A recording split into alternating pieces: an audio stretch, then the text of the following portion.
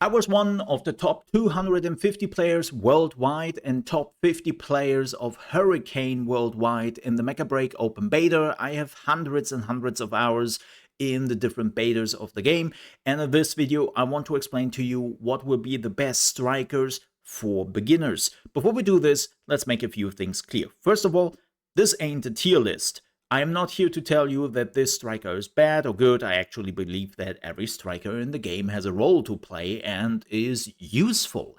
No, what this is to explain to you from my experience and from my perspective which strikers are easier to learn, which are hard to master, and which you will probably have a lot of fun with when you are a new player.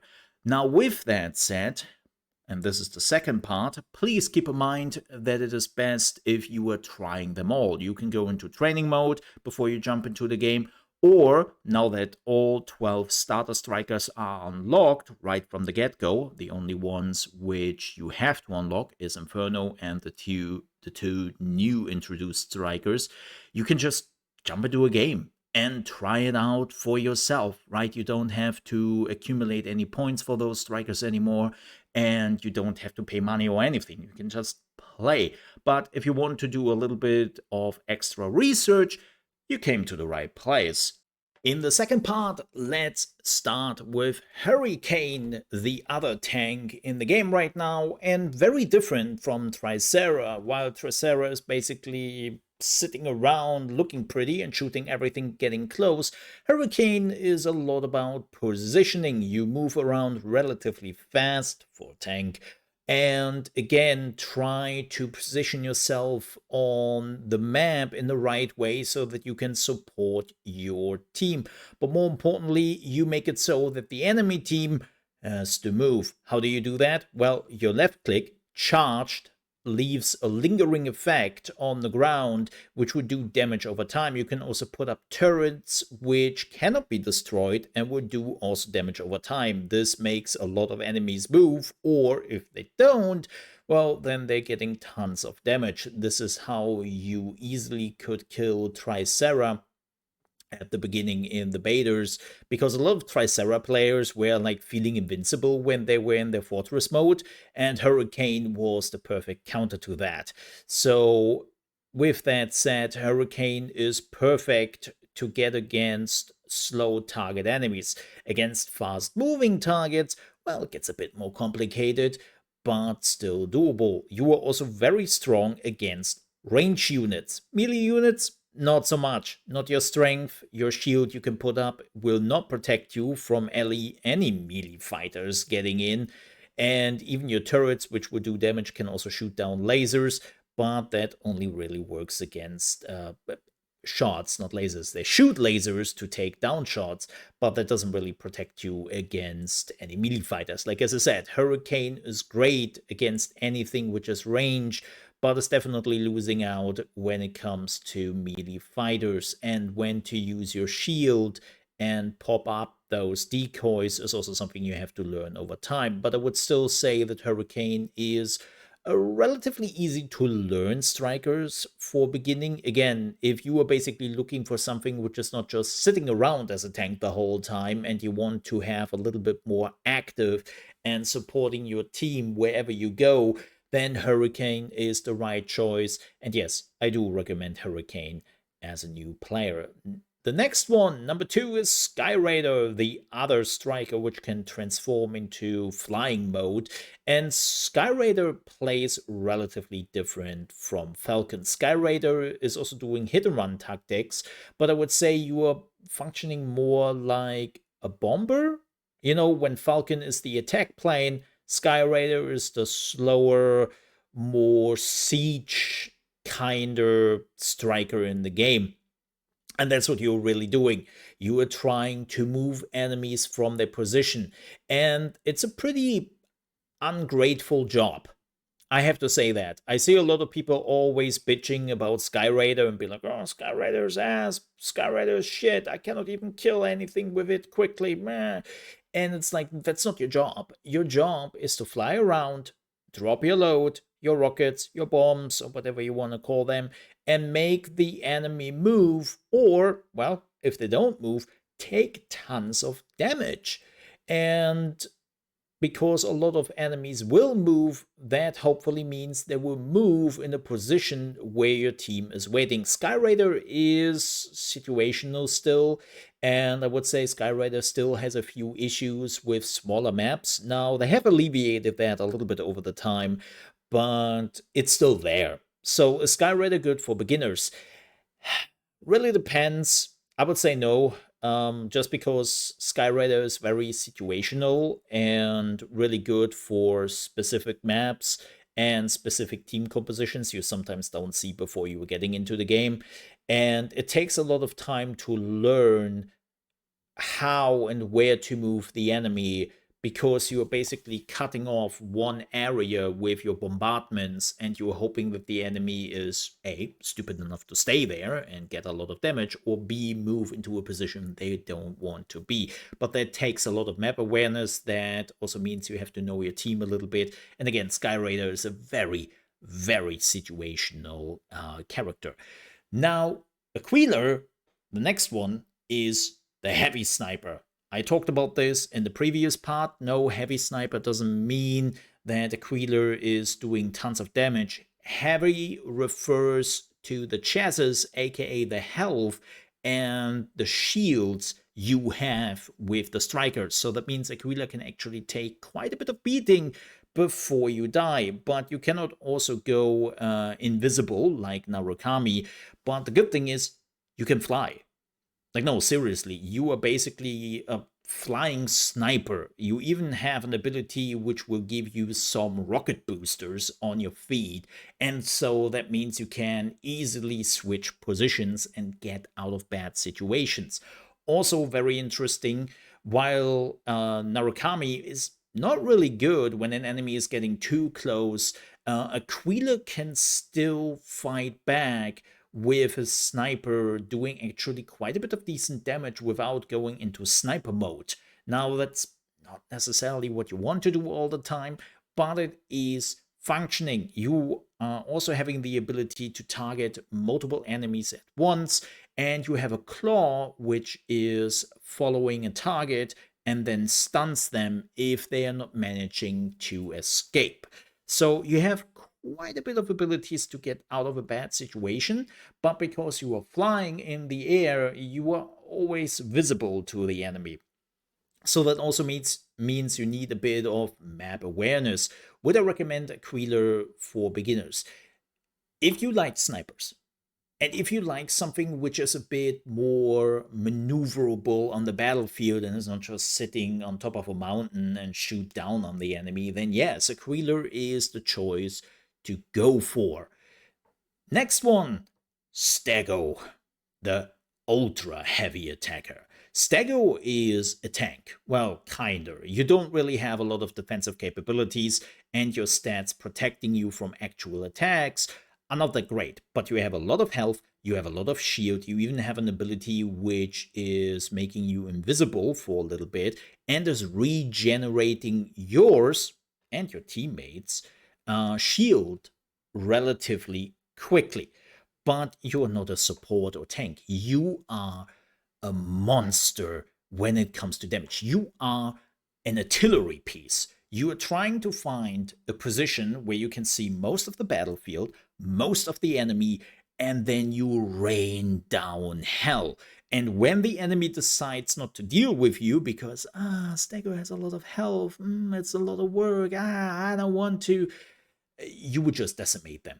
Stego is the character with the highest damage potential. Now, I said potential because you need to be left alone and your damage is not burst, right? Your damage is constant barrages, constant rockets without a lot of breaks in between, and that is how you will slowly rank up damage over time. I have seen insane damage numbers with Stego over time if they are being unchecked or if they have the protection of their team. But as I said, that's more or less what you have. You have this little smoke cloud, which is helping you, and the front shield if somebody is shooting at you. But if you have somebody too close to you, like a melee fighter, you have a bad day with Stego, or the sniper. right? A sniper will still outsnipe you when it comes to the range, so you have to be careful around that as well. But again, an unchecked stego, a cataclysmic event which is raining down on you, and you don't want to have that happen to you. The next, Pinaka. Pinaka is the medium support, and Pinaka had actually quite a bit of balance changes over the time, and also had some slight rework for 1.0. One of the biggest changes is that your drill arms, which you could basically repair other strikers with, are now gone, and you now have wires which are attaching to other strikers you want to heal, and then you heal them over time. You can still send out your shield to protect other strikers and repair them while the shield is on. But the most important part about Pinaka is, even though you are a support, you are a healer, as a player, you have damage. And a lot of people underestimate that. A lot of people are going close to Pinaka and they are like, haha, look at that, a support healer, you are mine. And then you're whipping out the shotgun and you blast them into the face. Because that's what Pinaka is doing. Your attack is a shotgun. And even when you attach your ring shield to a friendly player, you can even use the shotgun from there and blast enemies even more. It's very powerful and strong. And they had some issues in the last few betas to balance that. Like at the beginning, it was too strong, then it was too weak, and they kind of looked for something to take away from Pinaka so that they can give back the damage. Right, a lot of people enjoyed the idea of having a support who can also dish out the damage, and they were fine with doing less healing. And I think that's what they did now. The shield is taking less damage before it breaks, and it also seems like the healing from the shield has been also reduced quite a bit. So that's basically the offset for giving Pinaka back some of the damage. But you have enough healing capabilities. You have still your drones, you now have the wires, and I think from what we have seen now with the changes, Pinaka is still very strong. So if you are looking for a support healer, which is also can dish out a lot of damage very quickly, then Pinaka is the right choice, right? But your healing will mostly be lower than Luminace. Keep that in mind. Now let's talk about the next one, Inferno. Keep in mind, Inferno is one of the characters you have to unlock by playing the game. And Inferno was not really available in the last beta because of some restrictions and whatnot, but Inferno is insane. One of the highest burst characters in the game. Your goal is literally to melt a target with your lasers and with your cooldowns. When the cooldown is not up, you have a problem.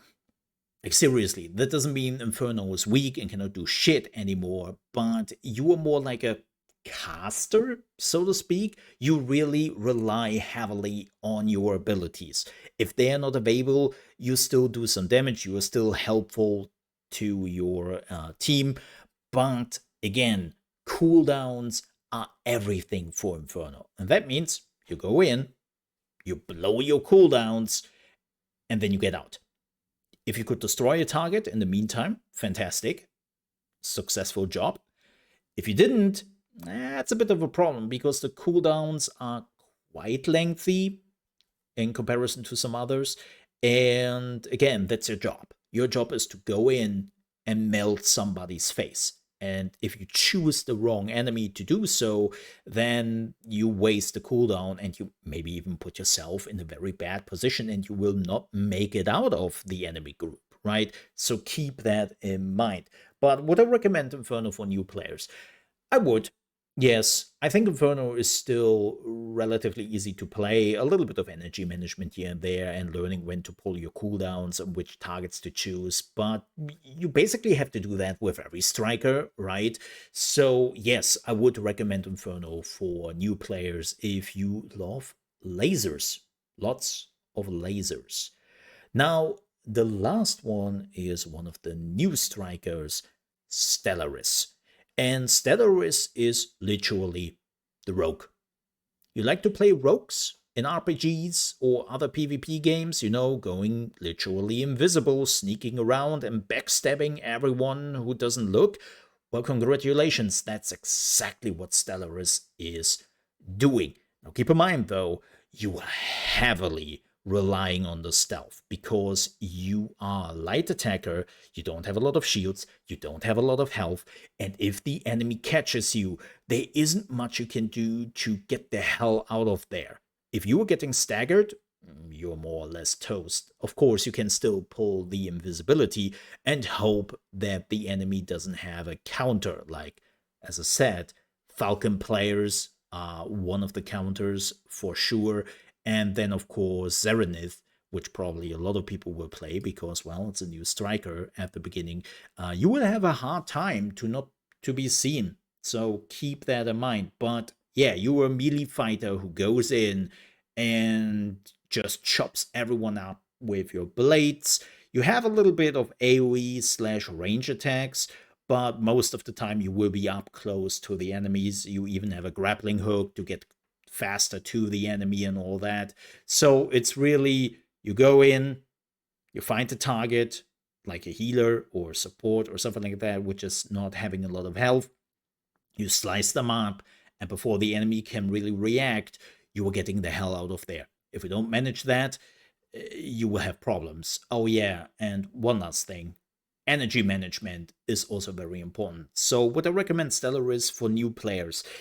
No, not necessarily. Because, like, I would even put Stellaris, at least at the beginning, from a learning curve higher than Panther, because Panther has some defensive mechanism, right? If we are talking about some strikers which need some learning curve.